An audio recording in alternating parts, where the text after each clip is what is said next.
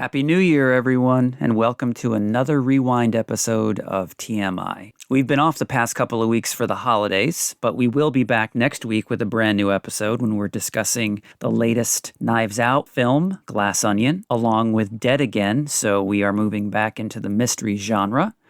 And we will be back with a brand new concession treat discussion. I'll keep that under wraps. But again, today we are presenting a Rewind episode, and this is episode number 97 from late December 2019. And this is shortly after Christina joined us. And this is a discussion around Rise of Skywalker, the third in the J.J. Abrams Star Wars trilogy. Thanks as always for listening. Again, Happy New Year.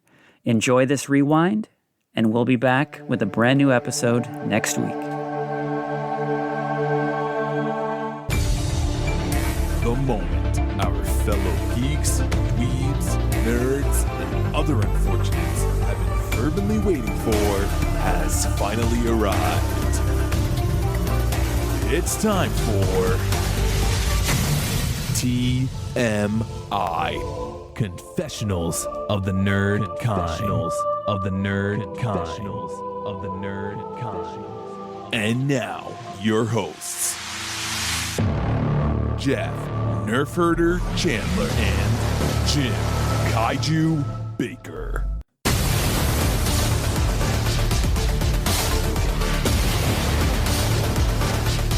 And now, let's get on with the show. Here is I feel like we should be beginning this episode with the fanfare. It is kind of weird not having that 20th Century Fox, fanfare going into the Star Wars Lucasfilm. Yeah, I missed it. I really did. Yeah. Although, are we officially in, or are we? We're in. Yeah, we're in. Okay. Well, welcome everyone. We are. We're discussing Rise of Skywalker. I don't know if you've heard of this movie. It's a little Star Wars movie that dropped a couple days ago. Some people may be talking about it.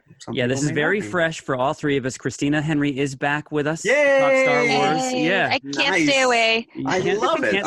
I can't wait till you join us, and it's not a Star Wars topic. Yeah, I will say right off the bat, which is I barely had time to see this. I did not do a lot of research or notes, so I'm going to apologize because you're going to get a lot of raw feels from me on this. This is a lot of emotion. Yeah, and I don't want to go too deeply into the plot because even though I've seen it twice, which I'm absolutely jealous of, there's a lot of names and characters here that I was remiss to write down because I had all the best intentions. The second viewing, I was going to bring my little reporter's notebook and take notes. But that went out the window. I just enjoyed the movie a second time. As well you should. Well you should. So if you have not seen Rise of Skywalker, I highly recommend that you turn this off because we are going to at least spoil what we've seen. Yeah. Yeah. Right? And you cannot really talk about this at any length without spoiling something. So yes, go see it and come back if you haven't watched it already. Yes. Well, let's begin with our movie-going experiences. Now, as we have mentioned, Christina is in the Chicago area, and we are in the New York area, but all of us, our local theaters are Regals. So we have that in common. So I think our experience in terms of what we see, even when it comes down to the little mini movies that Olivia Wilde introduces at the beginning, we all see the same thing. I'm incredibly jealous of Christina's theater experience, though, because it sounds like she's got a nice one. Oh, yeah. So you can reserve the seats ahead of time. There are the recliners. My favorite thing about the recliners is that there's a large amount of personal space. Yes, right. Okay, they have big armrests. So if you're sitting next to a stranger, you're very far away from them. They have beer and wine. They serve food. There's like little trays for you to put your popcorn so you're not like putting it on the floor when you're done. Wow. Yeah. It does make it very pleasant. There's in my theater, obviously I don't have that, but there's a great way to get some personal space, which just be a single guy in a Star Wars movie, about 5-seat berth on either end of you that no one wants to sit next to you. Oh, so well, in my popcorn theater, bucket on this side, I could put my jacket over here. Right. In my theater, because I went early morning for both of my showings, and the majority was single guys. So I was right at home. Are you, yeah. But even then, you're looking at each other with kind of a raised eyebrows. Do you have a concealed weapon? Should I be worried about you? You don't have a job? I also went to a 9 a.m. showing, and it was sold out. The whole theater was full. Well, you have to at figure 9 probably a lot of people are on vacation from Christmas, that week leading into it or whatever. And there plus it's Star Wars. I mean, I hate to say it, but this is it. Yeah. This they've been hyping this, that this is the culmination of almost 40 years. There was a little girl who looked about 6 or 7, maybe 8 at the most, with her dad, and she was dressed as Princess Leia. Oh, it's Leia. Princess Leia, yes. I was going to say, because Rey really resonates with these girls. But I almost died. I was like, oh, it's so cute. Like, her dad's bringing her, and she's dressed as Princess Leia. Like, yeah. Oh man, she must have been heartbroken. Yeah, I mean, I was heartbroken. Listen, I'm gonna say this right now, which I was an emotional wreck from the opening scroll. It just, like I said, I've been so busy and not really focusing on the fact that I'm sitting down to watch a Star Wars movie. And I've gone on record numerous times that Star Wars, as a kid, the original, really connected with me on an emotional level. And it hit me hard. It really did. There was a point, I knew, I was like, as soon as I see Carrie Fisher, I'm going to cry. Yeah. I was like, I know as soon as I see her, I'm going to cry. Because for you guys, she was, your princess in the metal bikini. But for me, as a girl growing up, she was a princess who saved herself. Yeah. She's she wasn't a damsel in distress. Yeah. She was the badass who killed Jabba the Hutt. She's like, you put me in a metal bikini, I will strangle you with your own chain. That happened to me once as well. I had to kill somebody for putting me in a metal bikini. Yeah. I may be among the minority, but I never had a crush on Princess Leia, even after the metal bikini. I didn't know I was supposed to obsess over that until I saw the Friends episode. And so, because I was just so underwhelmed with Jedi that I just thought that was a cheap shot to have her in that bikini. It wasn't tittillating at all for me. Well, Jabba was a pig. My manhood may have gone down several notches after I think that you were revelation. You were more obsessed with the Sarlacc vagina. Yeah, that was more of a that was more of a come on to me, the Sarlacc than anything else. You've got me pegged, Jeff.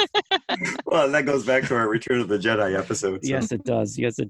So, okay, wait. Let's get back to our theater experience now. Christina had already set the scene in her. Yes, I apologize. In her theater, but I just wanted to get this straight. Now, you've got the reclining seats, which take up a lot of space. Yeah. Now, do you also have stadium seating behind this, or is it all just on the floor? No, it's just recliner. So there's less seats in the theater. Now, was this your showing? Was it the earliest of the day, or was there showings before this one? No, that was the first one of the day, the 9 a.m. Because I knew I wasn't going to make it to the Thursday opening. And I just had to avoid all of my friends from Thursday night to Friday morning because they had all gone to see it on Thursday night, Did you stay off your phone, not look at any social media whatsoever? Yeah, that was it. I was just like, like Twitter lockdown because everybody was... I don't even want to know if somebody likes it or not. Yes, no, exactly. Yeah. I had a buddy, guy down the street was texting me. He was like the first showing at like 10 o'clock. And then he was texting me messages during the movie he was like, what's the relationship between Kylo Ren and Princess Leia again? And I'm like, dude, obviously you have no reference.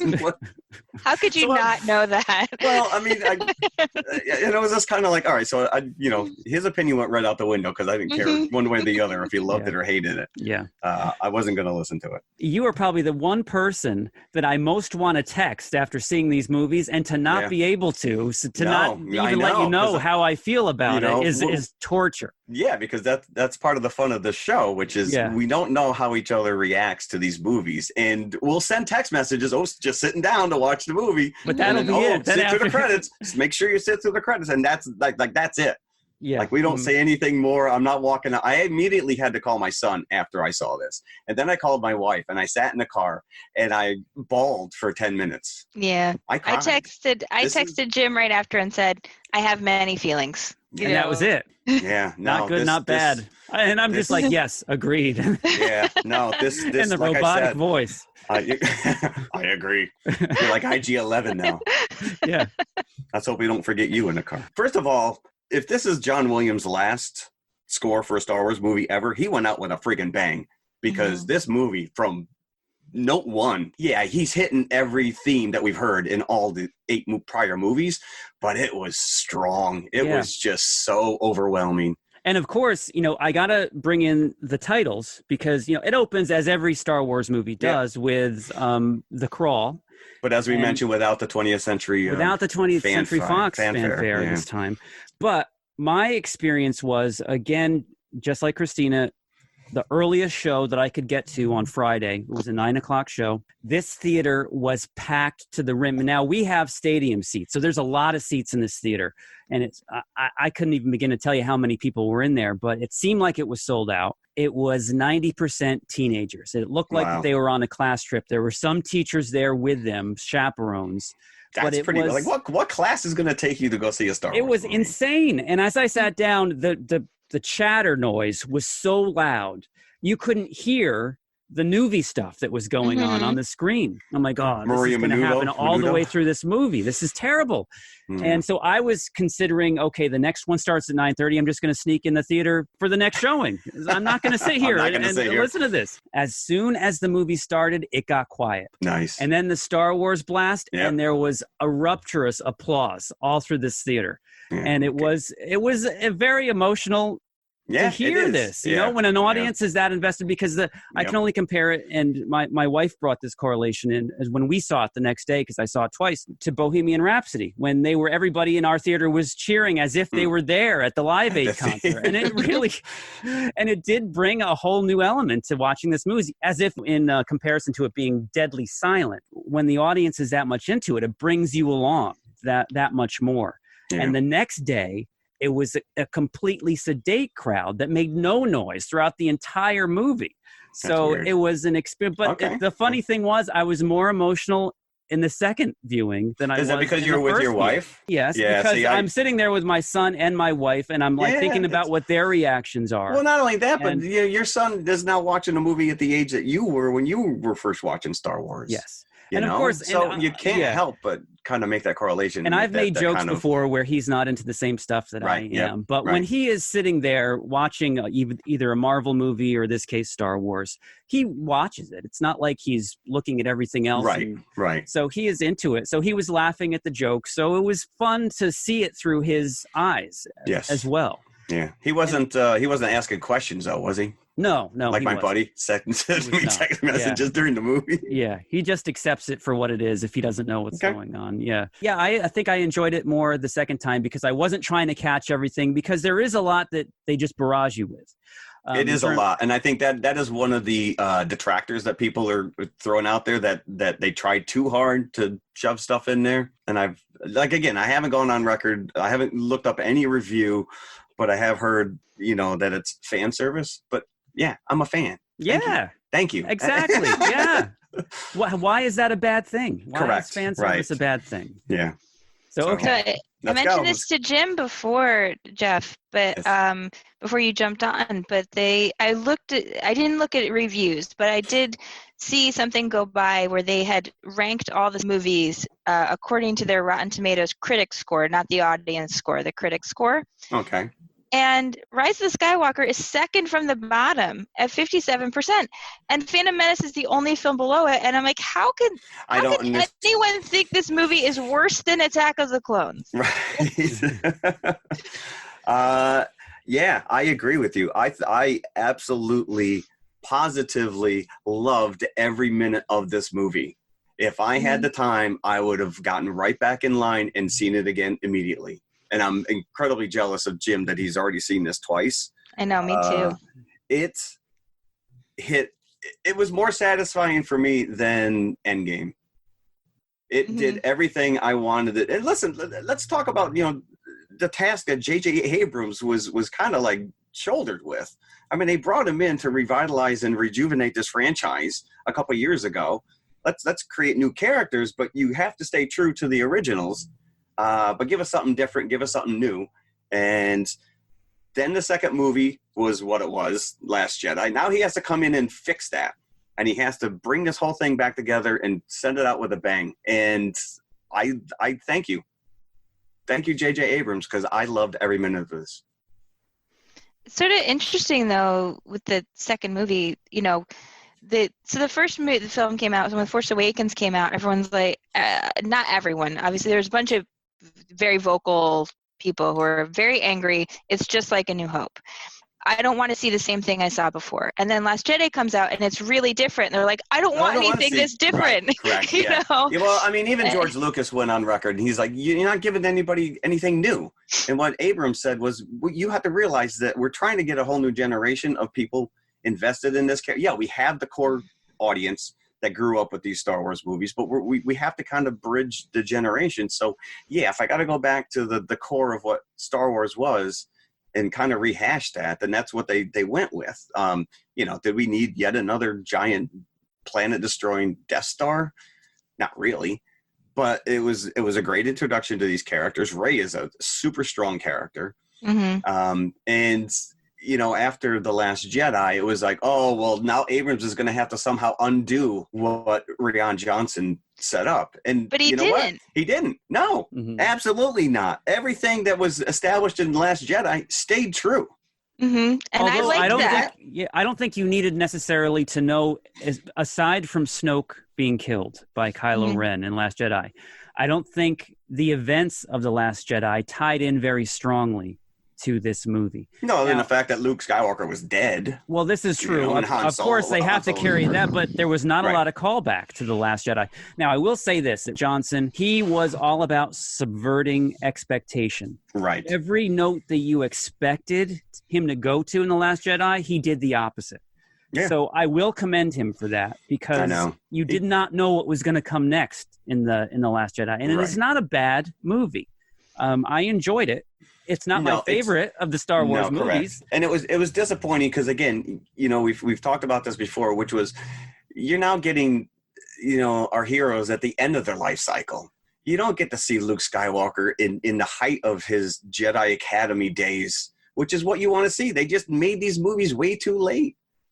And we get a little flashback in this movie of Luke and Leia training with the lightsabers, and it was so straight up for me. It was like right out of Splinter of the Mind's Eye, the novel that Alan Dean Foster wrote, and it was such a nice little like Easter egg, I guess. It was just a cool little scene, and there's CG faces, from 30 years ago, but scenes like that just really tickled me to no end. Do you know what's interesting though about the biggest thing that people didn't like that I heard? Because I like The Last Jedi. But the people who didn't like The Last Jedi didn't like it because Luke's character had run away, right? He had run away to this island. Well, it wasn't Rian Johnson who did that. JJ did that. Yeah, that was in the first movie. He was already there. Yeah, I think that's the first line in the opening scroll. Luke Skywalker is missing. Yeah, and it's like he's not missing. He ran away. Yeah.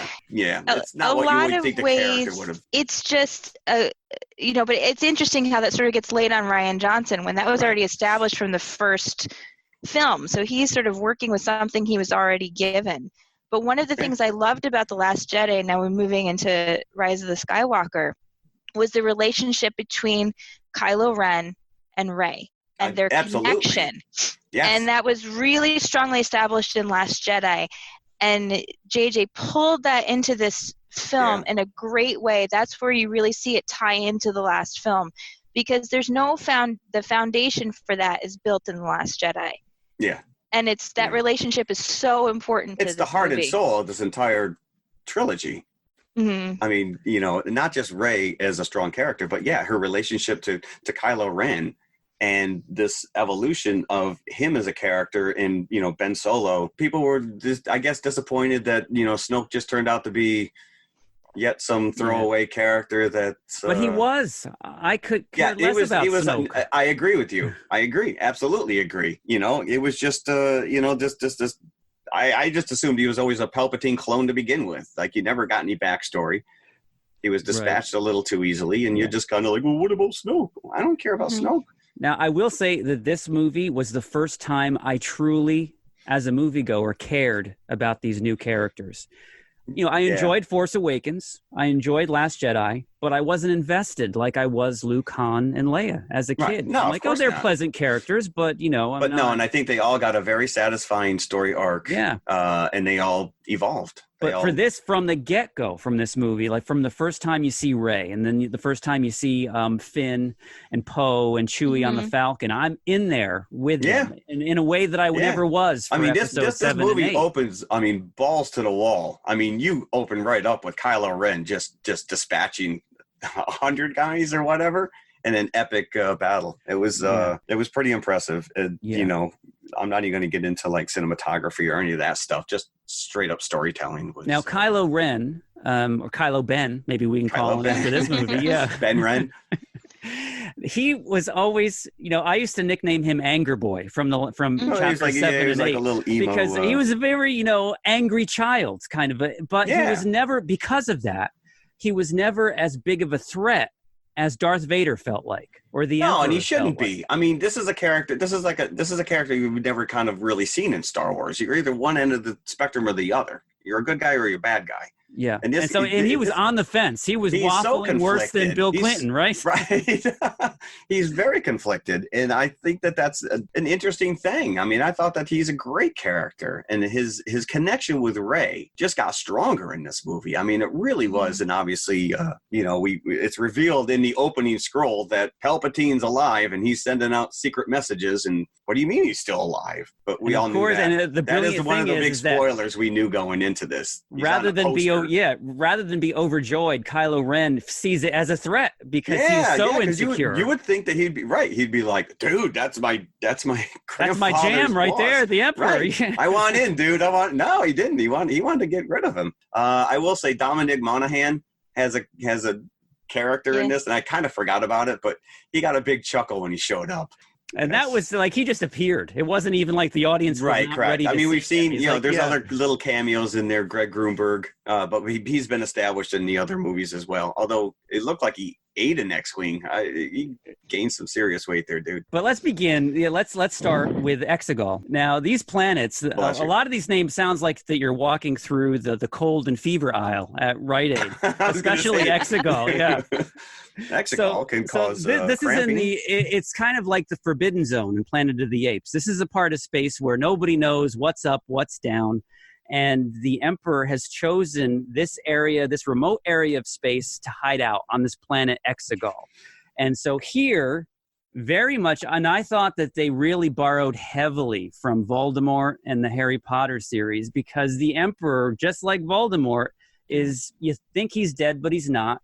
His Death Eaters, his Sith Lords, have kind of hooked him up to this machine, and he's like drawing from the Force, and he's gaining back strength a little bit at a time. And this is where Kylo Ren finds him. And I don't know how old Ian McDiarmid is or how much longer he could play the Emperor. Like, no time has gone by at all between seeing him in Return of the Jedi and now. But it's a very creepy scene, and I was actually a bit nervous that for my son, especially during these opening scenes with him. But, as you said, it's right up front. Kylo Ren walks by Snokes that are actually being made in these clone containers. That character was dismissed in one sentence. Yeah, like, I made Snoke.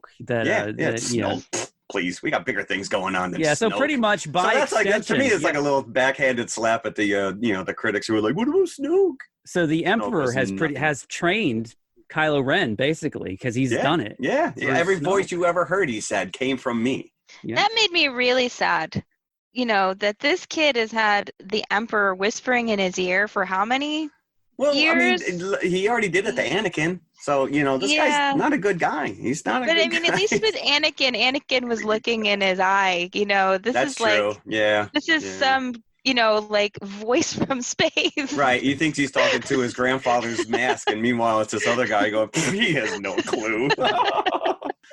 Ren, take off your shirt. So Ren does not meet this news with a glorious revelation. Again, he is plotting almost immediately how he can kill the Emperor. Well, like you said, he's very insecure, this punk. But what he does know is that he wants to rule with Rey, that he is not letting Rey go.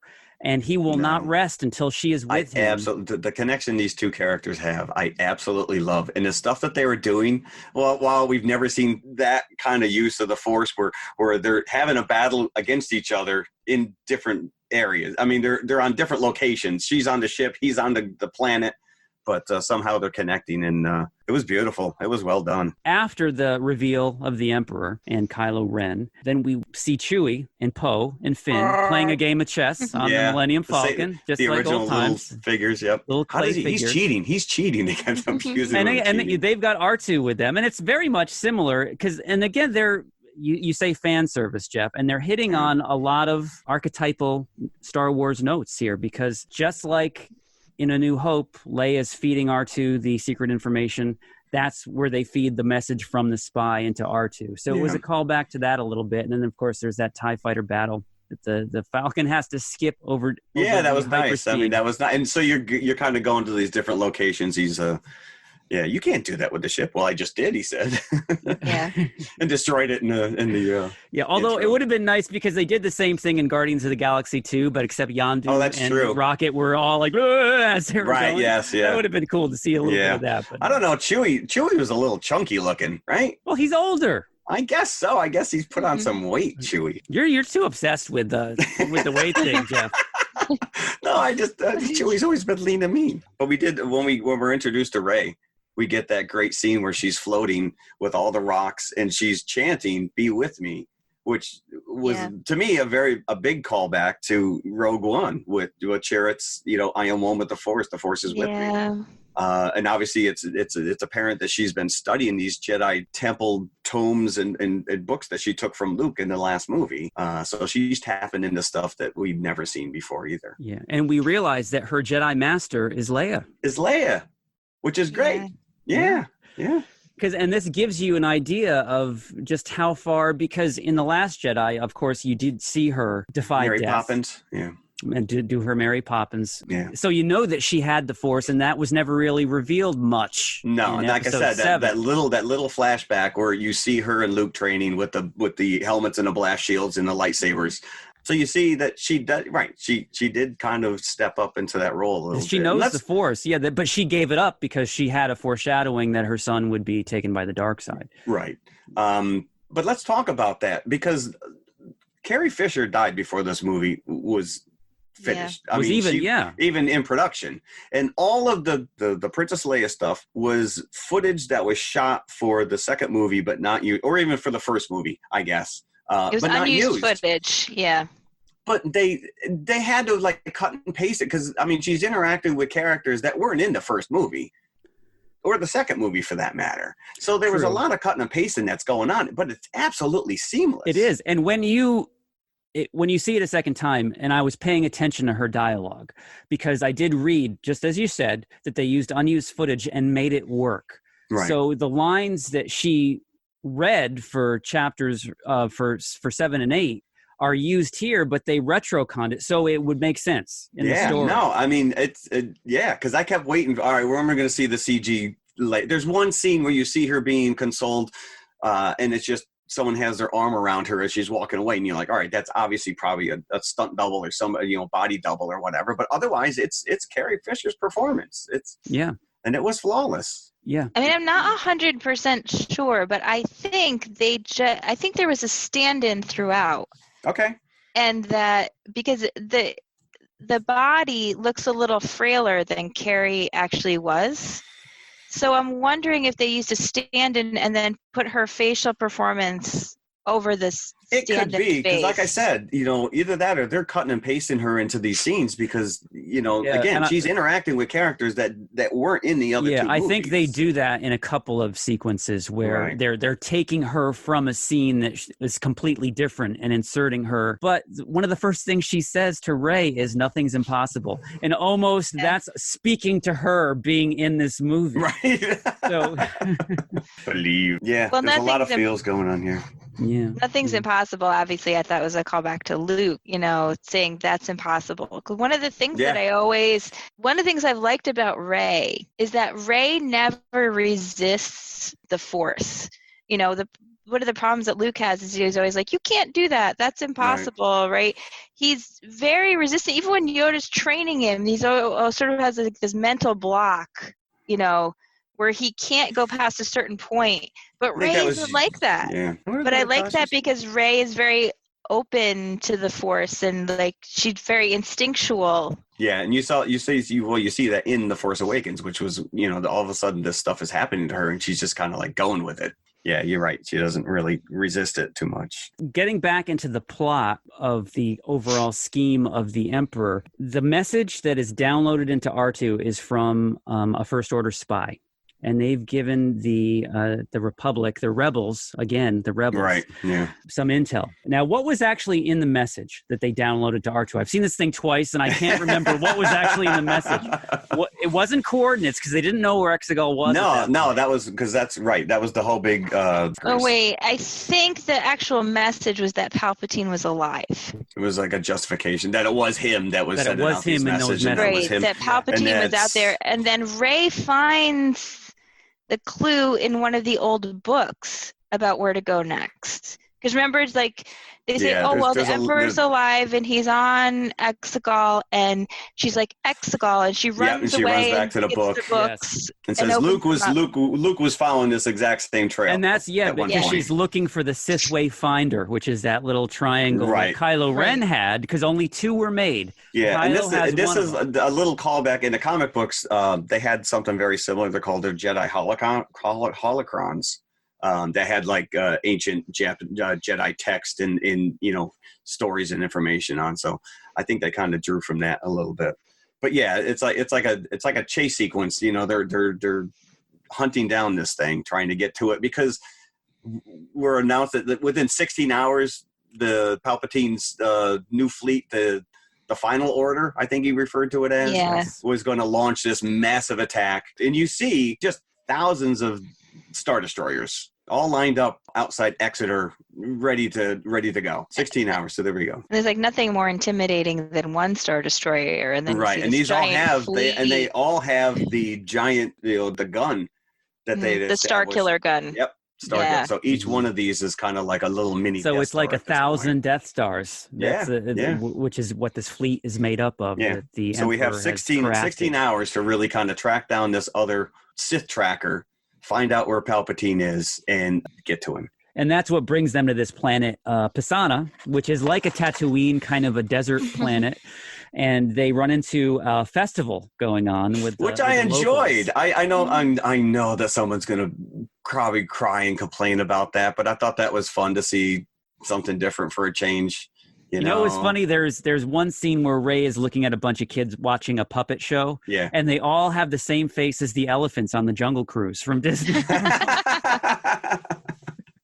But it's little moments like that. Again, like you said, you know, we're now 3 movies in, and you may have not been completely invested in these characters, these new characters. You know, Finn steps up, Poe Dameron steps up. It's a fun sequence, and then we run into, who do we run into? Lando Calrissian. Yes. Now, it's funny. It's great. You know, he ends the scene because he gives them some exposition, some much-needed exposition. Mm-hmm. So they're looking for this ship, this Jedi Hunter's ship.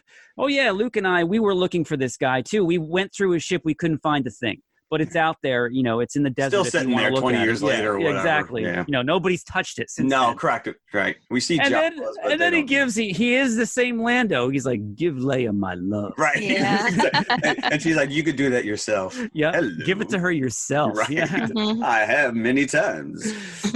Colt 45. Then the stormtroopers show up, and they fly now. They give chase to our heroes. Yeah. And then here we see that teaser trailer, that scene comes into play as they find the Jedi Hunter ship, because Kylo is also coming to the planet because he knows Rey is there. So there's a standoff. So Kylo's TIE fighter is coming down. If you've seen the trailer, you know what scene I'm talking about. Yeah, where she just kind of like stands her ground in the middle. Yeah, turns around and does like a backwards flip and disables his TIE fighter. Yep. All of our gang, except for Rey, is up in the ship, and they see Rey down there before Kylo's TIE fighter comes down. And they tell Chewie, "Go get her. We have to leave now." So Chewie leaves and is arrested. Immediately captured. And they don't bother to go up to that ship that the Wookiee just came out of to see who's in there. Right. Like, what? Oh, we got this guy. Well, I mean, there is later on when they're in the ship, they all get captured. And they bring him to the commander, and he's like, kill them. And he's like, why didn't you just kill them when you had the chance? Why capture them, bring them to you? Yeah. So I think that stormtroopers aren't allowed to make decisions. Maybe not.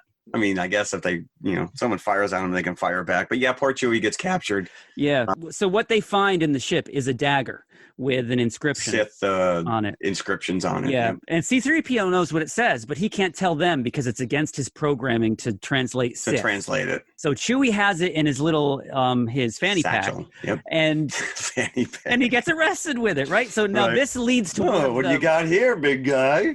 This is one of the most iconic visuals, I think, that has ever been produced in a Star Wars movie, or maybe period. And you've got Kylo on the left and Rey on the right, and they're both trying to stop the transport. Rey, and because Rey thinks that Chewie's on it, right? And so she's trying to pull it back because she doesn't want Chewie to be arrested. Yeah. Kylo doesn't realize what's going on, but whatever Rey's doing, he wants to do the opposite. So he's trying to let the thing go. And then Rey just unleashes accidentally Force lightning. And destroys the thing. And so for 5-10 minutes, you think that Chewie's dead. They're all like, oh, of course, she's like beating herself up. She's like, and so the first time I saw, I'm like, what just happened? She just blew up Chewie. And a little kid sitting in front of me was like, is Chewie dead? Before, and then Rey says Chewie, and the kid was like inconsolable. That was in the row. Hell yeah, the row I was in front almost of me. Inconsolable. We're losing them left and right. But at least they don't wait long before they reveal that Chewie is in fact it was on a separate transport. That was very Magneto Professor X battle there. Yeah, but but it was great because she was like completely taken aback that she was able to do that. This Force lightning just kind of came out of her. And so was Kylo. He was like, whoa. It was So, but it also, but that right there cemented my prediction that I made way back in The Force Awakens about who Rey really is. Wait a sec. Are you saying that you predicted that she was a Palpatine all the way back to The Force Awakens? Yes, I did. And that's why I went back into our episode to verify that I had actually committed that to recording. So you actually said that. I probably just dismissed it out of hand. Like, forget that. But here's my rationale for it, which was if you watch when Rey in The Force Awakens first gets a lightsaber, her fighting style against Kylo Ren is identical to Palpatine's fighting style in Revenge of the Sith. She's got the hand up, she's got she has the exact same fighting style. Now that was a very tenuous connection at the time, but I threw it out there, and I'm probably not the only one who threw it out there, but yeah, I was right. Well, I think I only saw Revenge of the Sith one time, so I don't know if I ever would have picked up on that. Yeah. Because I'm sure I probably saw something on YouTube that, someone else is out there was like, yeah, this is exactly what's gonna. So, because I would have been very unhappy if she was a Skywalker. I think a lot of people would have been. But that was, right from the beginning. Oh, it's Luke's daughter. It's Luke's sister. It's Luke's. It's like, why does every Force-sensitive person in the world have to be a Skywalker?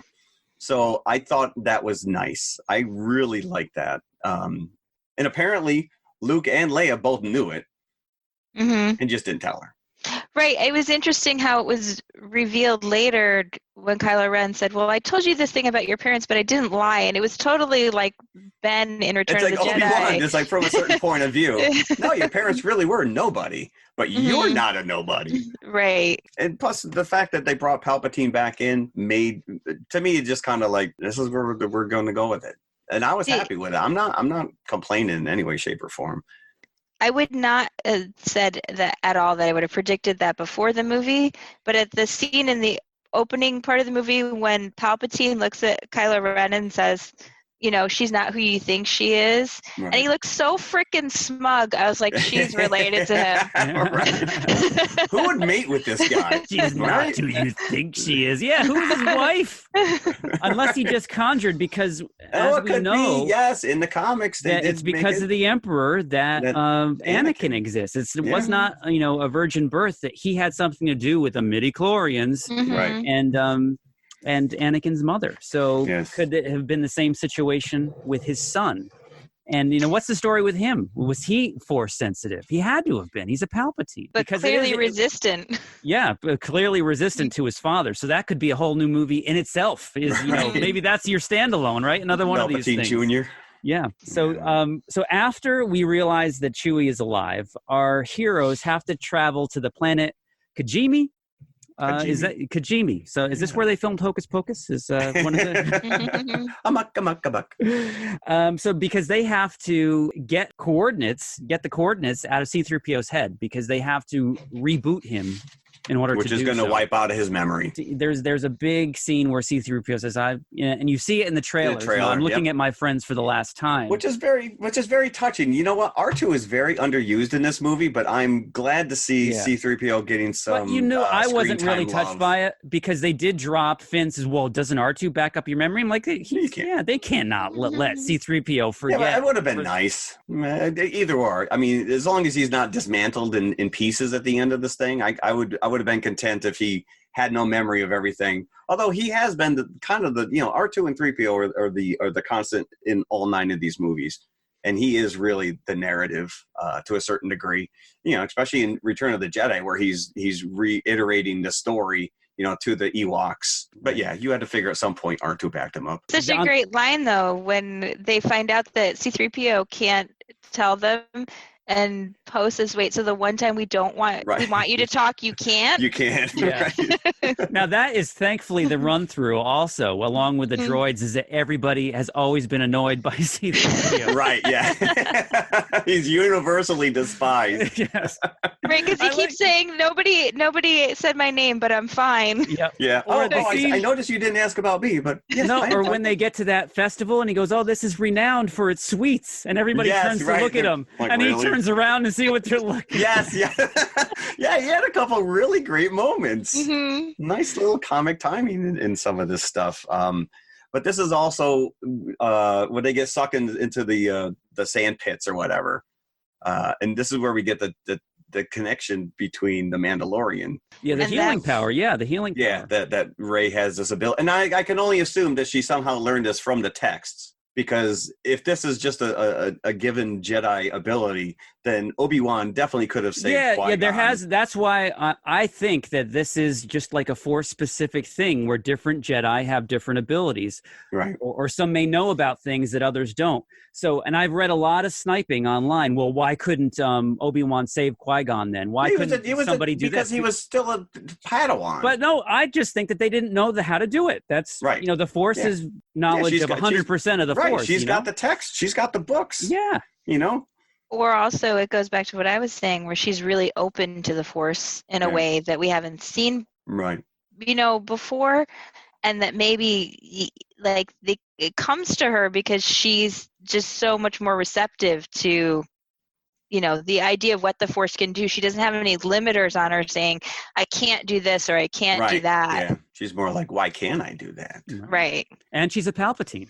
Right, so that is definitely helping rather than hurting. We then get the character of Zori Bliss, played surprisingly by Kerry Russell, who I know who you never see without her helmet off. So it's like a Mandalorian deal where she will not take her helmet off. And Poe Dameron, he's like, "Can I get a kiss?" And she's like, "Yeah, no." But she doesn't like Poe, but she really likes Poe at the same time. I was going to say they had a little bit of So they are on this planet again to kind of reboot C-3PO so he can show them the way to Exegol so they can get the coordinates out of him. So Zori Bliss is there on this planet, and she has a bad history or a good history, whatever way you want to look at it, with Poe.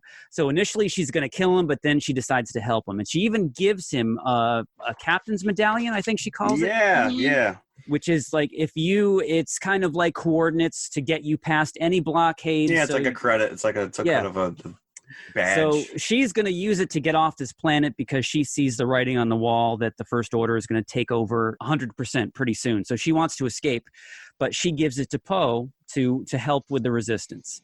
And so they use this to get onto the Star Destroyer that has Chewie and to get the dagger back. So that's how they get into Hangar Bay 12 on the Star Destroyer. And these hangars are always just so pathetically guarded by stormtroopers. Right? Yeah, no one's going to walk through that giant open all door. The stormtroopers in this Star Destroyer, and they hear that there's a battle going on in Hangar number 12 with the Supreme Leader present. And this is the same thing in the Death Star, like in the New Hope when Darth Vader's fighting Ben Kenobi. There's like 10 stormtroopers present. They're all in the commissary.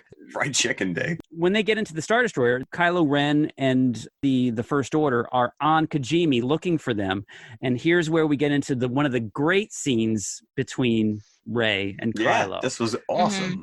But he doesn't know where she is. He can talk to her, but while he's talking to her, he's on Kijimi and she's there. While she's talking to him, she's in his quarters. Right. And he's there, but they can't see where the other one is. But somehow they can interact with certain physical objects in each other's space. Yeah, because at one point he steals the necklace that the little girl had given her on the planet, and that's how he knew where she was, because he had it analyzed. Right, and I thought that was really interesting that they can't see where they are, but somehow they can still interact with certain items. Like he knocks something over on the planet and it spills in his quarters. Yeah. And that's how he finds out where she is, because they end up shattering the podium that holds Vader's molted helmet, and it falls at his feet. And he immediately is like, "She's on the ship. She's in my quarters. Locked down." That's when he calls the guys. He's like, "Lock it down." So now they're all on the run. But that's also his quarters is where the dagger was. Yes. So she has that back now. But they need, even though they have C-3PO. She felt that she needed it. She felt that I don't know. That ties into our next locale, where they get out of the Star Destroyer and they go to the moon of Endor, where they get out of the final Star Destroyer was. Because they find out who the mole is. Yes, our General Hux. Which is a little bit of a stretch, because he's been such a dickhead. I'm the spy, right? And Poe is like, get out of here. Yeah. He's like, dude. And then he's executed by Richard E. Grant, who normally would just slap you with his white glove in any other movie, but he's pretty ruthless in this one here. So Richard E. Grant is now the second in command, because he realized, because Kylo Ren is so on his own mission here, that I think the Emperor, even from the beginning, realizes that Kylo is not where he wants to be. No, he's a wild card. They go to this moon of Endor.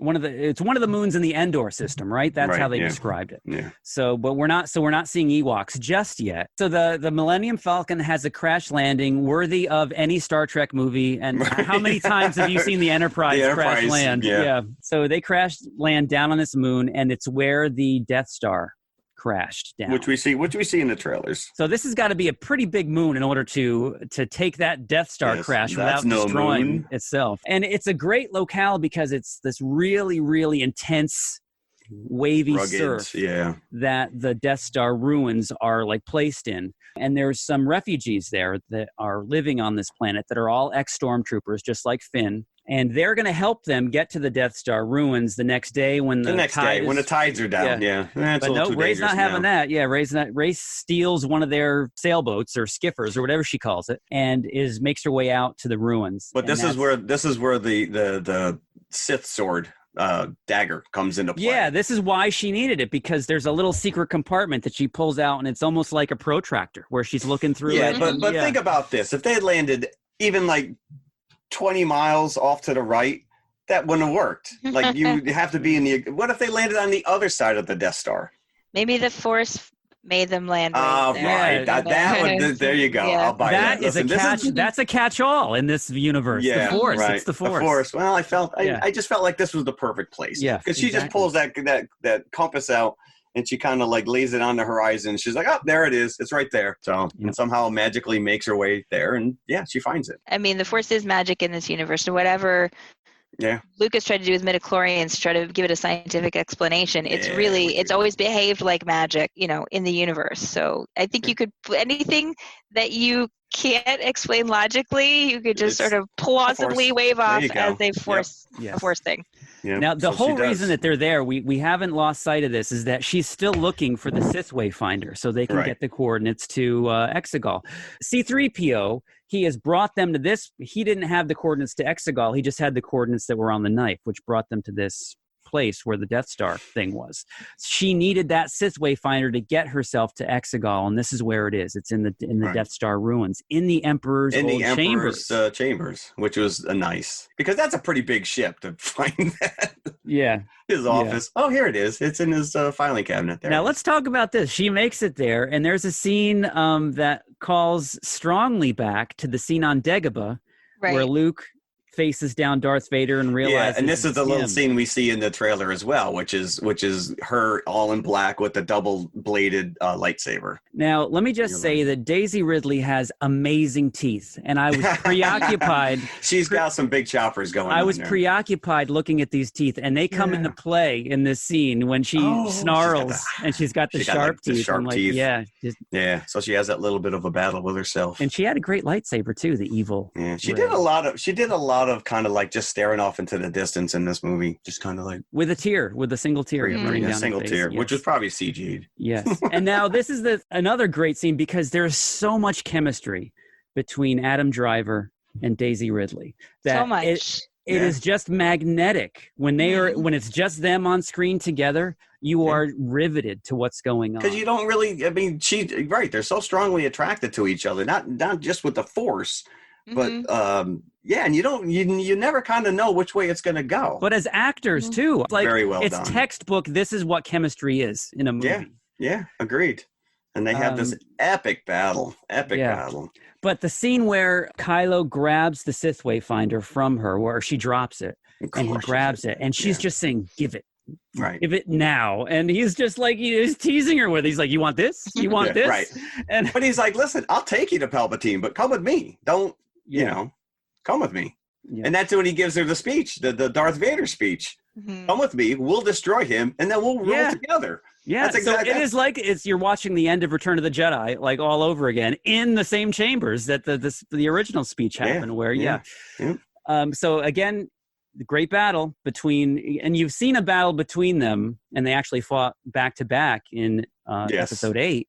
Yeah. But there's always been some kind of a Rey and Kylo battle, and this one takes the cake because it's outside. The waves are crashing. Yep. It's very dramatic, and jumping through waves. Yeah. Yeah, and you just see Rey, and they are so evenly matched. Neither one can really beat the other. It's but I thought he really kind of had the edge, though. But because she's tiring at the end, you can tell she's just, furtively trying to hit him, and he's countering everything because they know each other's moves. And he doesn't want to kill her because he wants her to join him. But she gets the better hand after Leia sacrifices herself to, I don't know if it was her intent to distract him or not. She got the, right, because you do see the flash with Leia, and I think that she realizes what's going on, and she reaches out and basically exerts all of her energy to bring him back. But she does reach him because he pauses when he feels her, and then that's when Rey gets him. She does a Qui-Gon and stabs him. You don't question her motives at all. She heals him after, right? Because she immediately regrets the fact that she was forced to do that. Yeah, no pun intended. But I think she also feels Leia. Yeah, probably. Yeah, because they did have a connection, even going back to The Force Awakens. And I think that in that moment, she realized she was killing Leia's son. So I don't think it was just about her own feelings at that moment. Right, because she does say to him, they're having they're having a confrontation before, and he says, I reached my hand out to you, and she's like, I was going to take it, but I was going to take Ben's hand. Mm-hmm. Not Kylo Ren. And this is where you see the conflict in this kid, come full circle. And then she stabs him, but then you're right. She heals him. This was in his TIE fighter and takes off. And she doesn't realize that the freaking Sith finder is inside. It's in there with her. Yeah. But this is the big moment where when he's standing there and he realizes not only did she just defeat him, but then saved him. And you just hear, "Hey, kid!" Yeah. And I lost it, and we get a Han Solo. We get friggin' Han Solo. Now, this is the type of spoiler that would completely ruin this moment, and maybe the movie for you. If you knew that this was coming, I got goosebumps. I got goosebumps because it's just such a beautiful moment between a father and a son, and we know he's not there. He even says, "You're not real," you know. And this is almost a note-for-note replay of the scene in Episode 7. where Kylo looks down at his lightsaber and you're like, don't do it again. Please don't do it again. Well, that's what he says. He says, yeah. But then he says, Dad, and he stops and he goes, I know. You know, so that's a whole callback to the I love you thing in Empire. And it's just, it was a nice moment. Yeah, and then really you see Han talking about Leia with the knowledge that Carrie is gone, and you see the tears in his eyes. Mm-hmm.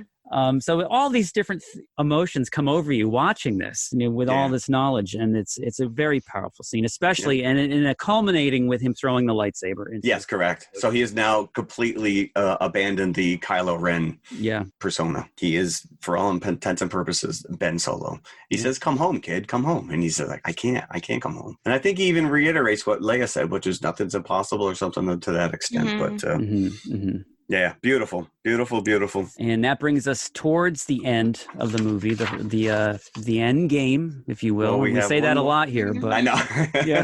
The multiple endings, just like Return of the King. Rey is so upset with herself she's killed Kylo and then brought him back, but she wants to give it all up too. She realizes that she's a Palpatine. She's now embraced the fact that this is who and what she was. And she's had this vision on the Death Star, and she wants to go hide herself away, so that doesn't come to pass. So where does she go?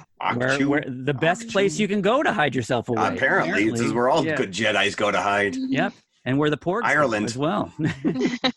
So she burns his ship, and she's ready to just set up shop with some porgs and pull a Luke. And as soon as you see a porg, you know that you're going to get Mark Hamill not long after. I had an issue with his hair. I don't know what was going on with this. Force Ghost Luke was not well kempt. Yeah, the wind blows your hair when you're a Force Ghost. I guess so. But she threw away the lightsaber, and he immediately, that's not how you treat a lightsaber. Yeah, and then, of course, in Episode 8, he threw it over his shoulder. So right, correct, yeah. Yeah, because he had done that himself. He threw it away in the last episode. If you got a Han Solo, you knew that you were going to get a Luke. You have to. No way that you listen, this is a coda with a beautiful bow written around it. Yeah, I know, and so they sit down, and then you get the exposition that Leia and Luke knew all along that she was a Palpatine, but they saw something greater in her, that they knew that she would not go down the same path. And they always have had faith in Rey. And this is where we get that callback to the training between Luke and Leia, because Luke brings her to Leia's hidden lightsaber. I know, which was great. Which you're like, oh, she's going to give it to Ben. Mm-hmm. You're going to see Ben use Mom's lightsaber. There's so much emotion in this scene, not just for the presence of Mark Hamill, but that lifting score of John Williams like when I said, the X-Wing comes out of the water. Mm-hmm. Yes, because it is straight up the score used in Empire when Yoda pulls that out of the Dagobah swamp. So it's very emotional when you're watching it, but a friend of mine, I cannot take credit for this joke. My friend Django Wexler is another writer, said this on Twitter. He said the real heroes of Star Wars are actually the ships. Apparently you can sink them in the ocean for 30 years. Right. You can leave them in the desert, you know, but no matter what, they'll just press a few buttons, boom, that's true. Off they go again. Yeah. No fuel required. No. Yeah. Apparently no saltwater damage. That is fine. Right. Yeah. Maybe it was fresh water. I was going to say, how do we know it was salt water? It might have been Mandalorian tea for all we know. Yeah, who knows? But so we get Rey not only in Luke's X-Wing, but wearing the Luke's old helmet. Yeah, Red 5, baby. She even gets a Red 5 callback because now she's got the and she realizes that the Sith Wayfinder was in the ruins of Kylo's ship all along. So she's got that as well. You just plug this thing in like a GPS, and it's just going to take you. Yeah, it's like a Sith GPS. It possesses your vehicle if you leave it plugged in too long. No. Go left at the nearest Death Star. So then we get into Rey signaling back to her friends where Exegol We're getting a call from Luke Skywalker. Yeah. What? Yeah. Now we haven't mentioned Dio yet. The little. Oh yeah, I don't know. And that J.J. Abrams did the voice of Dio. By the way. We talk a lot about how these movies, they're kids' movies. Yeah. We were kids when we saw these things, so there has to be a concession to the little kids out there. Yeah, but you got that in BB-8. You got that in BB-8, but you need something new. You want something. Yeah, new and toy. He is a nice little cute. He looks like the little lamp from Pixar. Yeah, it's better than a Gungan. Let me tell you that. Misa gonna die. But can we talk about when the Falcon finally gets back to the base, and we got to talk to the general. And they find out that Leia's gone, and Chewie just loses it. Just loses his mind. Because think about it, his entire family is now gone. Mm-hmm. He's the last one. He's the last one. And you have to think of it. I mean, he had to have been like Ben's best friend growing up, playing with him, see him turn bad. So now Ben's gone. I mean, for all intents and purposes, Kylo Ren turned evil. Leia's gone, Han's gone, Luke is gone. And here's Chewie all alone now, and that was bad. That was rough. That was the scene where I was like, okay, Leia's died, and I'm sitting there, I'm going, I'm okay. Yeah. And then Chewie started crying. I was like, I'm not okay. Yeah, that was because it was just falls on his knees, and I'm and he's pushing people away, and and I was crying, and I'm trying to cry quietly, not start openly sobbing, in like the theater. I said, and I hear other people around me, the quiet little sniffler was everyone's just going. Where you got to hit your breath it's like an hour before we thought Chewie was dead.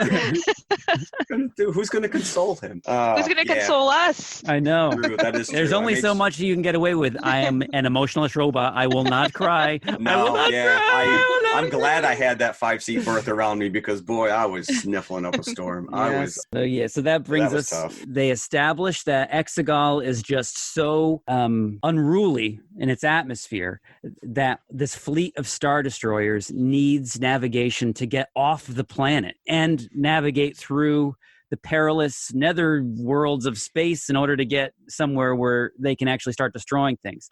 So the rebels decide that if they take out this one navigational tower, that would send everybody into chaos. They won't know which way is up or which way is down, and then they'll be vulnerable. And very much like Independence Day, they realize if they hit that main weapon that's on the bottom of every Star Destroyer, that'll cause a chain reaction. Yeah. The correlation to Independence Day continues because in that movie, if you remember, it was it was Randy Quaid in Independence Day that made the sacrifice in his little crop duster, right? Mm-hmm. So it was just people in that movie, just like in this movie, that the whole galaxy comes to their aid at the end.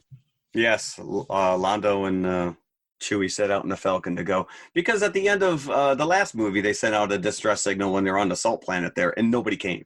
Right. So they're like, we have no friends, and that's kind of like the message that came back, which was, you know what, we're all people, and people respond to people. If we can band together, we can get this done. But we get into the nitty gritty at the end when there has to be a showdown with Palpatine. So Rey is able to find where he is and confronts him. So, and there's the same situation where Luke is faced with in Jedi, where if he strikes him down, he gives into anger, then he will be one with the dark side of the Force. Yep. And Palpatine gives her the same situation, where if you kill me, then your transformation is complete. Strike me down with your anger. That's what I want to happen. Every Sith Lord that lives in me will now be in you. And he's got like an audience of 1,000. Yeah, like these people have just been sitting around waiting for this event to take place. It's like, so. Would they just? And you would think that they would all just converge on her as soon as something starts going wrong. I know. At one point, I was like, "Are these people even real? Is it just like is he just putting on a show for her?" Just a construct of the Emperor. And that's a bit that Emperor throne is straight out of one of Ralph McQuarrie's early designs for the Emperor's. Going all the way back to, I think, Empire, where he lived on the volcanic planet of Mustafar. So that was cool. That was nice. Interesting that he was on this big mechanical gimbal with all the wires coming off of it. Yeah, I didn't pick up on that. When you first see him, you're just kind of, why is he standing against the wall kind of a thing? But in this scene where Rey confronts him, you see that it's like this giant robotic arm that is pumping fluids and life into him. His fingers are all falling apart. His eyes are white. It makes him look even more spider-like because it's almost like, webs coming off of him. Yeah, you can see the wires. It was pretty cool. It was pretty impressive. And this is where you get some of that backstory where he says that he had his own son killed, and that just to get to, because they were trying to hide her. And again, as you said before, that Kylo thought that they were nobody because they did that by choice, that they were trying to hide Rey by leaving her the way that they did, hopefully in anonymity, but it didn't work out that way. And Palpatine's been after her ever since. And now I would like to know how, if his body was recovered by someone from the bowels of the Death Star, and how he came to be. So maybe that's a story for another time. Yeah, I don't know. I mean, it could have been, you're dealing with the clones. He could have just had a clone body waiting. Yeah, who knows? Download his. But Kylo has followed Rey to because he knows Ben, where Exegol is now. He's Ben now. He's Ben with no lightsaber. So he's at a bit of a disadvantage when his Knights of Ren kind of surround him, and he's got to fight them. He's like, dude, it's me. Yeah. No, sorry. yeah. And then it's a great scene when Rey has her lightsaber behind her, and suddenly it appears in his hands. And my son could not stop talking about that scene. Yeah, he was like, that was the coolest thing. It was, because this connection that they have, and the ability to kind of feel each. And she knew he was coming. She felt him coming, and she knew that he was beaten up. She's now faced with striking down Palpatine. Let me tell you, that scene got a huge cheer in the teenage audience that I was in. Oh, hell yeah. It was like they were almost on their feet when that happened. Yes, because it's a callback to that nice fight that they had in The Last Jedi with, in Snoke's throne room. Yeah. And it's just because you now see him that he's redeemed. Yeah. And Adam Driver just kind of nods his head a little bit. It's like, guess what's coming, boys. Guess what? Look what I got. No, that was beautiful. Yeah, and I think because they do have this connection, I think she felt him coming. Yes. So I almost got the impression in the scene that she was just playing for time. She was never going to give in. Correct. Yeah, I agree with that. Yep. She wasn't like Luke, who was actually like angry, in that scene. And so to me, it's like, all right, Ben has to take Palpatine out. There's no way that she can possibly strike him down without this all coming to fruition. Yeah, they face him together, and boy, he just sucks the life out of them. Mm-hmm. He immediately is like, "Oh, they're tasty! Oh, the two of you together. I've never had anything." And he's all of a sudden his color's coming back. So his now eyes are coming back. His plan goes out the window that he had originally for Rey. He's like, now I can do this. Yeah. It's like being starved for 1,000 years, and all of a sudden someone puts a steak in front of you. It's like, I'm back. So now I think, because I've also seen a lot of chatter about this. Well, why, when he dies finally at the end, then why doesn't Rey get taken over by the dark side? Because it's a different circumstance at this point. She's actually only reversing his power back to him. She's not killing him, actively killing him. Correct, right. Yeah. Yeah. But this is the one gripe, which she's on the ground and she looks up at the stars and you hear her say, "Be with me." Mm-hmm. And you start hearing all the voices of the Jedi Masters. Yes. And I'm like, I want to see a Force ghost attack, just like in Return of the Kings when Aragorn unleashes the Ghost Army. That's what I wanted to see. I wanted to see Anakin. And boy, you got Ewan McGregor's in there, Liam Neeson. You got Frank Oz was in there, Freddie Prinze Jr., who voices Jackson. Sam Jackson. I mean, they're all there, and they're all like, Alec Guinness was in there too. Yes. Oh, did they throw Guinness in there? Yeah. They when did. the credits went by, I couldn't get.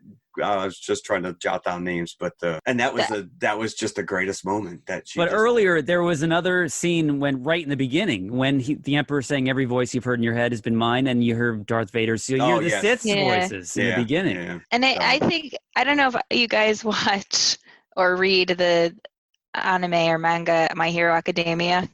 No. Oh, okay. No. So the idea that in the comic there's a power called One for All, and the hero of the story receives this power, which is sort of passed down, right? And it's one person who's taking the power of everyone who's come before him to be a hero.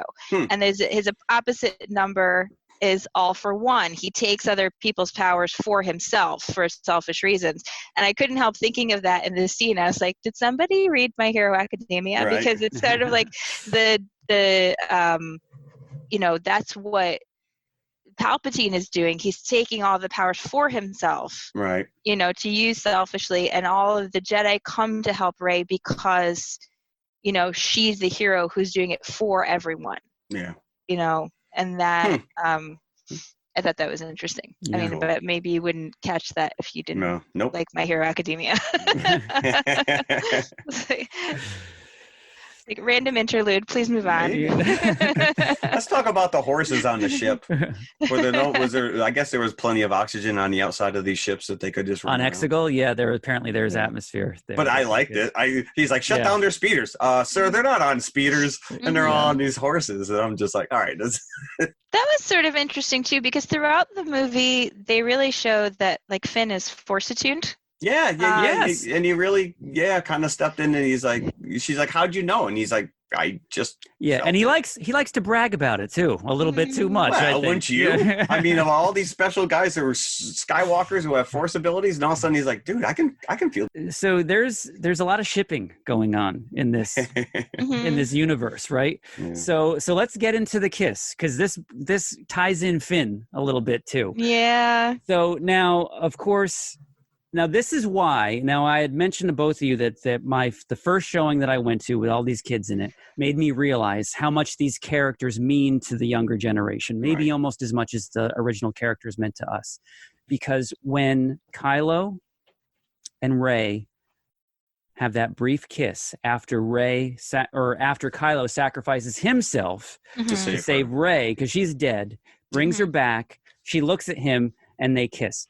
The audience just went crazy. Yeah. And then 2 seconds later, they started screaming when he died. It was like, it was just like the rug was pulled out from under them. Didn't see that coming, huh, kids? But it just made me realize how much they love these characters, that they've been invested, shipping this to happen since episode 7, something that never really occurred to me. But, you know, it made it crystal clear when I saw this with this audience. And then it also makes you think, well, what was Finn going to tell her before they went into the quicksand? Obviously, that he loves her. Yeah. Or he was going to brag, hey, I got the Force too. Come on. I don't think so. Guess what I'm feeling. I love that scene when they kiss. Adam Driver spent 3 movies, you know, looking so somber, and his face is just transformed when he smiles. And that's where you really feel, again, the chemistry between them. It feels so genuine. And then Yep. And that's it. Off he goes. Ben becomes a Force ghost, disappears, and as does Leia. And so I mean, I guess you have the he'll always be with her and the Force thing, which is not quite the same, is it? Yeah. Would he show up as a Force ghost? I would assume Harasser? so. Yeah. You know, because he disappeared like Yoda and Ben Kenobi. You know, like his body disappears. Right. Yeah. And, you know, Anakin showed up at the end of Jedi. I guess the argument was that by the time he died as an old man, he was Vader, whereas Anakin was the younger one before he turned over. So Anakin was who was saved. Fast forward into the celebration because the fleet is successful, because all the people of the galaxy have banded together to come help them take out all these Star Destroyers. And we get a Wedge cameo. Yes, we do. We did. We got Wedge. Did that make you sob too, Jeff, when you saw Wedge? I probably screamed out loud. Wedge! So then we get, you know, kind of similar to the end of, or the retro ending to Jedi. We see some celebrations going on other planets. And one of them is Endor. And you see Wicket and his little Ewok friend. Yep. And that is, not only is that Warwick Davis, but that's his son playing the other Ewok. Oh my God, that's awesome. Oh, that's fantastic. That is cool. Yes. Now, did you get the impression that this other girl that was introduced, and you kind of thought that she was going to hook up with Finn, Janna, the one on the horse? Yeah. Like, she has this little scene with Londo at the end. And Did you think she was his kid? That's what my son said. I thought he was hitting on her. No, I thought. I said, oh, Lando, still got it. No, I thought maybe she was his kid because she doesn't know who her parents are. And Lando, I'm sure, has more than one child somewhere I'm in the sure. universe. I am sure, yes. He's a player. Now, but that could be because I read somewhere where, are we talking? Is this a new Disney Plus series? Maybe Lando and these And Janna? defected stormtroopers. Lando and Janna. But you did see. Not only did you see Endor, but you saw Cloud City at the end. Yes, during the you got celebrations. Bespin, yeah. She wondered, is Lobot like the head of Cloud I know, City? you want to see Lobot, right? You got Lando, you got a Lobot. But I did love the fact that Chewie finally got his medal.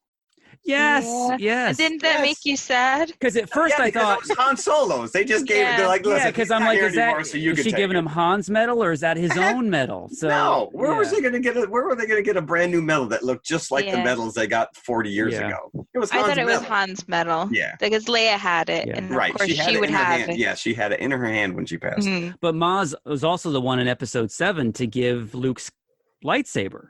Yeah. So Mhm. you don't know how she gets all this stuff. Like, I don't know. yeah. I was nice to see her again, though, that character. Mhm. Yeah. So they brought everybody together. No Captain Phasma.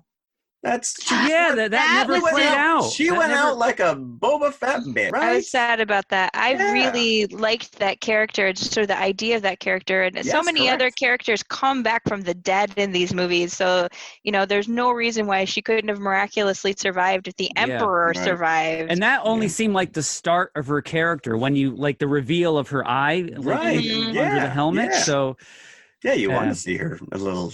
Yeah, whatever. That there's only so much you can cram, and this thing goes like 2.5 hours. But I And don't again- think it is. I think I looked at my watch when the film actually started. It was 9:30 because there was like a half an hour of previews and commercials and whatever. Right. And when we watched all the way to the end of the credits, and it was 11:44. So it was like 2 hours and 15 minutes. But I think it is. With the credits, it's like 2:22. And I was surprised actually because I had read something that said it was like 2 hours and 40 minutes, but maybe it's just 2 Oh. hours and 40 minutes with the with the trailers, right? trailers. Yeah. It's 2:22 according to my Regal app duration. If you can endure this, yes. But I Fine. If didn't- we sat through Endgame, we can take 2 hours and 22 minutes. Right. I mean, they could Yeah. have easily added 10 minutes, and I don't think it necessarily would have disrupted the flow of the movie. No, not at all. No. There's a lot going on, but it just like I said before, I absolutely love this. I sat through the credits, knowing there's going to be no end scene, Yeah. just to take in the score Hmm. one last Yeah. time Because you got to decompress after this. You can't just get up and leave. No. You know it is there's a no lot. post-credit I was scene coming, so- but you got to decompress. You got to sit like I said, I got in the car and I called my wife and she's like, so? And I just started sobbing and I'm Mhm. like, I loved it. It was very. Well, we haven't talked about the epilogue yet. No, we we're didn't. not done No, yet. We're not done yet. done. Oh yeah, there's more to come. There's more movies. Yes. Now, before we get there, I just wanted to say again, I said it before that this is the first time I've really cared about the new characters. I was so emotional when they all hug at the end, the three of them. Yes. Well, you have to realize, they've been together and this, not just in the movie itself, but as actors, they've endured Mhm. this, and Yeah. you can tell that there's a connection between them. So now we're at the very, very end, and cue daylight, and the camera pans down, and you see a Jawa transport. Oh, wonder where So we are. you normally would know exactly where you are, but since the Mandalorian, maybe not. Correct. Has Yeah. destroyed the fact that Yeah. Jawas are not indigenous to Tatooine. But you do hear the doo-doo as it goes. Right. And if you weren't bawling already, then this is just setting Yeah. you up. This Back is the to the home Skywalker run. homestead, which apparently is just sitting there empty. Yeah, Nobody ever still, moved they in. probably Yeah. just went there like untouched. Yeah. So she has a scene where she visits, she goes down, she sleds down on an old piece of Which I scrap. thought was a nice Yeah. callback to her scavenging days in the first Yeah. movie. Yep. And her theme plays Yeah. at that moment. But she You hear her still theme. has that kind of like that Mhm. plucky personality. She didn't, Mhm. And it's revealed that she's brought two lightsabers with her, Luke and Leia's. Yeah. And she buries them deep in the sand and pulls out a third lightsaber. that she is. Now, this is a big question. They're leaving this up to, I think, until they actually reveal this in any kind of canon, but it's got a yellow blade, this particular lightsaber. Now, is Which this... we've never seen. We assume that she's made her own. Correct. Is this a combination of the Kyber? Did she somehow retrieve Kylo's lightsaber that he threw into the ocean on that moon? Where did she get the Kyber crystals to make this lightsaber? Well, we don't know. Yeah. But his was red. Yellow's a primary color, my friend. Yeah. You can't mix two colors to make yellow. You sure? Yellow's a primary. Yeah, I'm an Red, artist. blue, and yellow. But are you talking about 30 years as an artist? I'm pretty sure that red, yellow, with and the blue. Kyber crystals and the magic of the Force that she can pull out yellow from that thing? Nothing's impossible. You throw the Force That's at me. right. Nothing is impossible. That's right. Nothing's impossible. I don't know. Yeah, I don't know. But Maybe she somehow has made her own lightsaber, so she's forging her own identity. It looked a little reminiscent of the one that she sees the Dark Force version of herself. And it kind of looks like it's got like masking tape around the side. It had like a wheel. Well, she's probably not that good making that. You think your first lightsaber is going to be perfect? Mine would definitely have a lot of duct tape on it. I had an idea. There's that great. Oh, go ahead. Go ahead. Sorry, I had an idea about the color of the lightsaber, which is that it was yellow because she represents the light, like she represents the future.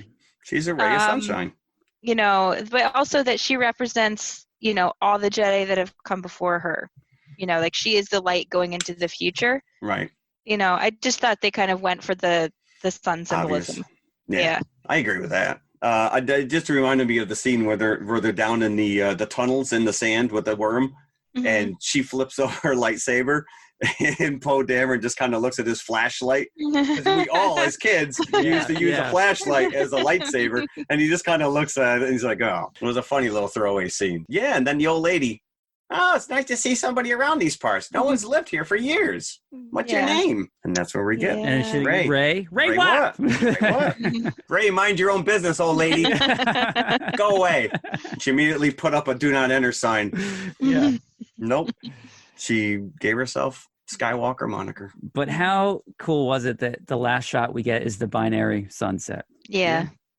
Well, it's come full circle. She's gone back to where it all began. I liked it. I loved it. I absolutely loved this. Unabashedly loved this movie. I probably couldn't give it 5, but I would give it a solid 4 3/4. See, as I was walking out, I would be prepared to give it 5, just because I was so emotionally. No, but that's I have to see it probably more than once because I was completely and utterly overwhelmed.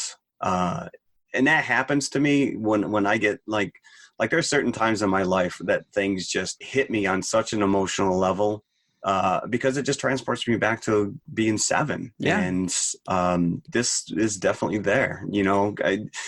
For someone to cry and whine that this is fan service, that's what all these movies are. Yeah. It's JJ. I mean, the entire. I mean, say what you will about Kathleen Kennedy and Lucasfilm and all this other crap, and this movie did exactly what it needed to do. And I think too that the first, people tend to think of the first 2 movies as something that stand by themselves, but when all 3 films are out, on video, and you can watch the whole thing in an arc, I think the first 2 movies are going to hold up more than people think they do now. I think this makes those movies, especially The Last Jedi, a better movie. Yeah. So, right, because it's the middle entry. And, one of the things that people seem to forget is when Return of the Jedi came out, a lot of people were disappointed in that film. Yeah, absolutely. Especially after coming off Empire. Right. Yeah. So it's not like the public perception has always been that the first 3 movies were brilliant. No, but that was all we had for how long? Right. I mean, the dark times there in the 90s when we had no Star Wars, we had nothing. Except those 3 movies and the holiday special. Yeah, the holiday special. And the books, the Timothy Zahn comics, books. yeah. Well, that's what reignited. The Timothy Zahn books is what really I mean, Marvel Comics, listen, they kept that torch going for quite a while. And that was. So how old were you when you saw A New Hope or Star Wars? I was 7. At the time. I was 7. Jim, did you see it in the theater? I saw it at the drive-in. I was 6 when I saw it at the drive-in. So the only thing I remember from that initial showing was the Sand Raider because it scared the living out of me. And then it only really hit me on subsequent viewings when I was 7 or 8, like what it meant. Yeah, so this is actually the first movie I remember seeing at all. I was 3. Wow. 3, huh? And this is one of the few or very early memories that I have. So my parents took me to the drive-in. My younger sister was a baby, and they had a red Pontiac. And my father took me outside of the car because my younger sister was crying in the car and he wanted to hear the movie. So he put me on the roof of the car and he wrapped a little blanket around my leg. You're like Pebbles on top of Dino. Yes, and he gave me a can of Hawaiian Punch. See, and we this watched is stuff that sticks with us. Yeah, and we Beautiful. watched the movie, and he had his hand on my back the whole time, so I wouldn't like fall off because I was 3. See, he's a responsible parent, unlike the Mandalorian. Just let But your I baby remember, Yoda fall over. The first movie I ever saw. And now, was it the Hyde Park drive-in? Because it was. I remember it was the Hyde Park. It must have been, because if it was in this area, that's the drive-in it was playing at. The Overlook is the other one, but I remember I actually interviewed the guy that owns the Hyde Park drive-in years later for a school project, and he bragged about having he had the exclusive Hudson Valley rights to Star Wars for about a month. How do you do that? I don't know how he did it, but he did it, and so that's where I saw it, was at that drive-in. So that I might have been at the same drive-in with you. But, maybe you were. Yeah. She was the little kid in front of you that you couldn't see the movie. Yeah. I was hiding behind her head, so I didn't have to watch the Tusken Raiders. Yeah. The Tusken Raiders. Yeah. Nice. Wow. So I'm prepared to give this, now that we've talked through it, because I can envision myself watching this over and over happily, over and over and over again. And that, to me, is the hallmark of a 5-bucket movie. So I'm going to give... I'm not going to argue with that. Christina, you've never given buckets, since we don't really do that on the Mandalorian episodes. Right. But what would you do? Yeah, I mean, I think as a conclusion, it's very satisfying. And like I said, I think it's going to, now that the whole arc is completed, I think that you're going to see that this new trilogy really holds up, favorably in the canon. So yeah, I would give it 5 for sure. Because I want to go see it again. To me, that's the sign right there that it's a 5. If you want to go back and watch it again, I mean, this morning my husband was like, "Let's go out and see if we can see the movie again." Like, we don't have time this morning to do a podcast. Yeah. Well, you got to talk about it. You can't watch it again. But to me, that's the sign of a 5 movie, that you want to see it again, and you want to talk about it, and you're going to be thinking about it and analyzing it. Going over things over and over again. For the next month, you'll be thinking about this movie. I think we laid this out there last week, that this is probably something we would be talking about for a long time after this episode. So yeah, that's it. I'm kind of at a loss for words now. I think I was at the end. I actually made it through this entire podcast without crying. I was on the verge a couple of times. I know. When she started talking about Han Solo again, I was like, I'm done. I'm not going to make it. No, it's an emotional roller coaster. If you're invested in this franchise for as long as we have been, even if you're not invested in the new trilogy, even if you're only in it for those first 3 movies, you will still come out of this reeling. I promise. Yeah, and those the detractors that whoever's given this a 58 or 57 Rotten Tomatoes, I don't know. I feel sorry for you. That you're that bitter about whatever. they have no joy in this life whatsoever. Right. Like I said, when I saw that ranking, I was like, that is crazy. I've said this repeatedly. Any one of the new movies is better than the prequels, But there are people out there that champion the prequels that do. I still love The Phantom Menace. I saw somebody on Facebook the other day. Phantom Menace is still my favorite movie. So again, if you're a kid at a certain age and you see these movies, and it just hits your sweet spot, like you see behind me, I've got all these Star Wars toys and figures, and my son's friends used to come in there, and they would just ooh and ah, and then one day the kid's like, well, who's that? And I'm like, who's that? That's Han Solo. Oh, I like Obi-Wan. I'm like, get out of here. It's just like, but I can't take away from the kid that's his Star Wars. Yeah. There is a generation that's the prequels are their Star Wars. It's interesting that you say that, because a friend of ours, their daughter grew up when the prequels were coming out, And our friend was quite concerned when they were going into the last film of the prequels, because he knew that Anakin was not going to, he was going to end up as Darth Vader. Yeah. And he was really worried about his daughter's reaction to the last film, that she would be so devastated that this character she's invested in as a hero, for 2 films would become Darth Vader. So just because she was younger, and she didn't have kind of the same degree of understanding that obviously an older fan would have. Right. But yeah, for my son, he saw all the original films, even the prequels, before we watched Force Awakens with him. He's 13 now, but these are his Star Wars films. Yeah. He loves them. Yeah. Yeah. And it just struck me when you're talking about episode 3, when Anakin kills the younglings and you see him ignite his lightsaber. Yeah. And it made me think of Rey, how she used the lightsaber whenever she turned it on, except the part when they were in the tunnels, like as an extension of her arm. You actually see her extend her arm and turn it like angrily so. So, and that I think maybe is a callback to her being, she does have anger in her. So, and she forced it, and that reminded me of that scene in episode 3, but when you see Anakin ignite the lightsaber and the one kid that was in the shot, like, he just kind of like stumbles back a little bit. He's like, dude, he's not here to help us. So it was just another nice little callback. That may not have been intentional. That just may have been in my own head, but I think I connected those 2 things. Well, at this point, whenever Rey did her lightsaber, I think that this is the gift that they keep on giving, that the more you watch it, you are going to start seeing those connections go back even farther, like you said, into the prequels, and especially with Palpatine coming back. You have to look at this entire trilogy of trilogies in a whole new way, with more attention on him specifically in the first 3 movies, and what is he doing exactly? Yeah, right. How many times are you going to rewind once you have it on the video? I'm saying rewind, which we don't do anymore, right? We just back up. We back up the digital, the digital file. But when you get to that point where you hear all the Jedi voices, how many times are you going to back it up and be like, okay, I hear this person, I hear this person. Yeah. Be playing it for half a second. Okay, that was Ewan McGregor. Yeah. Okay, I hear Frank Oz. I would have liked to have heard very faint in the background, I am sick and motherfucking tired of these motherfucking snakes on this motherfucking plane. And on that note, we're out of here.